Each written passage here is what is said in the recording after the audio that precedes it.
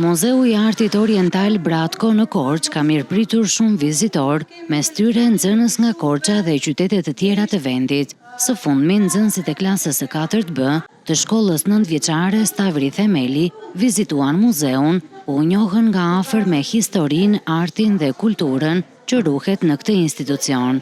Gjatë guidës, fëmijët pan objektet autentike dhe koleksionet e ralla, ndërsa përgjegjësia e muzeut theksoi se vizitat të tilla janë shtuar ndjeshëm në prag të mbylljes së vitit shkollor. Në fakt është fundi i vitit shkollor dhe ne kemi hapur dyert si gjithmonë për nxënësit e shkollave të qytetit, por jo vetëm në fakt.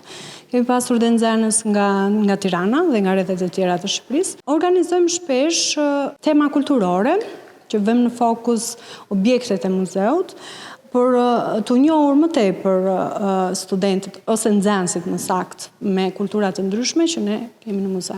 Përveç grupeve të nxënësve, muzeu vijon të tërheqë edhe turistë vendase të huaj, të cilët ndalen në Korçë për të njohur nga afër këtë pasuri kulturore unike. Të gjithë që e vizitojnë befasojnë nga historia, nga kulturat që gjejnë këtu, nga gjithçka. Muzeu është i rrallë në vetvete, jo vetëm në Shqipëri, por në të gjithë Ballkanin.